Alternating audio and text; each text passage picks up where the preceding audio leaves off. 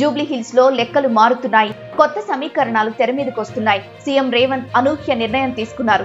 ఢిల్లీ పర్యటనలో భాగంగా CM Revanth party high command తో చర్చలు చేశారు. జూబ్లీ హిల్స్ ఉప ఎన్నికను ప్రతిష్టాత్మకంగా తీసుకున్నారు. సర్వే నివేదికల ఆధారంగా వ్యూహాలను మార్పు చేస్తున్నారు. దీంతో ఇప్పుడు జూబ్లీ హిల్స్ లో రేవంత్ అమలు చేస్తున్న కొత్త వ్యూహం ఎలాంటి ఫలితం ఇస్తుందనేది ఉత్కంఠగా మారుతోంది. జూబ్లీ హిల్స్ ఉప ఎన్నిక ప్రచారం హోరాహోరీగా సాగుతోంది. ఈ ఉప ఎన్నిక అన్ని రాజకీయ పార్టీలకు ప్రతిష్టాత్మకంగా మారడంతో ప్రధాన పార్టీల నేతలు నువ్వా నేనా అన్నట్లు ఎన్నికల ప్రచారాన్ని సాగిస్తున్నారు. మరీ ముఖ్యంగా జూబ్లీ హిల్స్ లో గెలుపు ముఖ్యమంత్రి రేవంత్ కు ప్రతిష్టాత్మకంగా మారుతోంది. ఇప్పటికే సీఎం రేవంత్ జూబ్లీ హిల్స్ లో మంత్రులకు డివిజన్ల వారీగా బాధ్యతలను అప్పగించారు.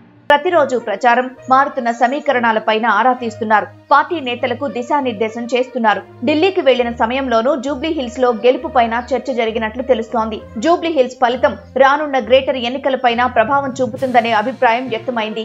ఇక్కడ గెలుపు కోసం తాను ప్రచార బరిలోకి దిగాలని సీఎం రేవంత్ నిర్ణయం తీసుకున్నారు.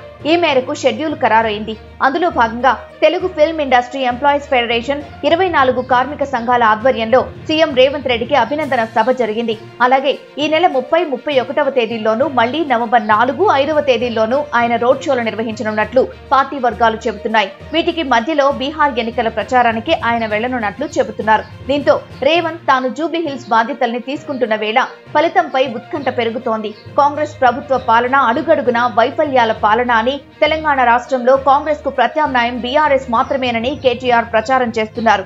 ఆయన ప్రచారానికి భారీ మద్దతు రావడంతో కాంగ్రెస్ లో గుబులు మొదలైంది. కొన్ని సర్వేలు సైతం మళ్లీ ఇక్కడ బీఆర్ఎస్ దే గెలుపని చెప్తున్నాయి. మరోవైపు బీజేపీ పార్టీ అభ్యర్థి లంకల దీపక్ రెడ్డి గెలుపు కోసం అనుసరించాల్సిన వ్యూహాలన్నీ అమలు చేస్తున్నారు. జూబ్లీ హిల్స్ ప్రజలు బీజేపీకి ఓటు వేయకపోతే మజ్లిస్ కు 8 సీట్లు అవుతాయన్నారు. హైదరాబాద్ లో ఎంఐఎం ను ఆపాలంటే బీజేపీని గెలిపించాలని ఆ ఆలోచన ప్రజలకు కూడా వచ్చిందని ఆయన పేర్కొన్నారు. మొత్తానికి అన్ని పార్టీలు తమదైన పంథాలో త్వరలో దూకుడు చూపిస్తున్న క్రమంలో టఫ్ ఫైట్ లో ఎవరికి ప్రజలు పట్టం కడతారు అన్నది తెలియాల్సి ఉంది.